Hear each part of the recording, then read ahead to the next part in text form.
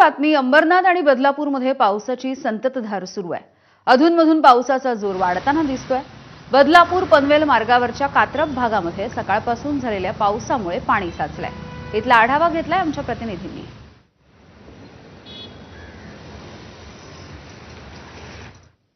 अंबरनाथ आणि बदलापूरमध्ये पावसाची संततधार सुरू आहे। सकाळपासूनच पावसाचा जोर हा अधूनमधून वाढताना पाहायला मिळत आहे।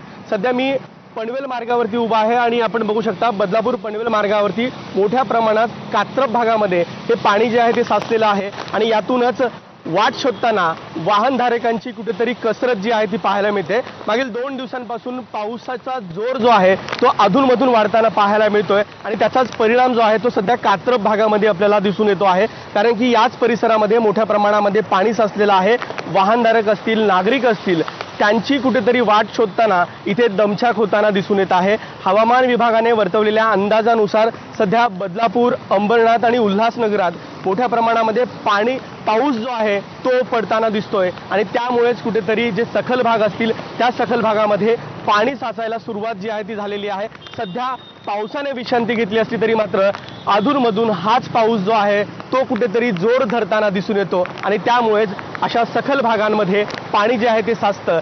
या परिसरामध्ये पाण्याचा निचरा होण्यासाठी ठोस उपाययोजना या झालेल्या नाहीयेत आणि त्यामुळेच सध्या इथे गुडघा इतकं पाणी जे आहे ते देखील आपल्याला दिसून येत आहे आणि यातूनच वाट शोधताना कुठेतरी नागरिकांची ही कसरत पाहायला मिळते। कॅमेरामन प्रमोद जोशीसह विकास माने, एबीपी माझा, बदलापूर। वीकेंडचा आनंद लुटण्यासाठी महाराष्ट्र, गोवा, कर्नाटक मधून मोठ्या संख्येने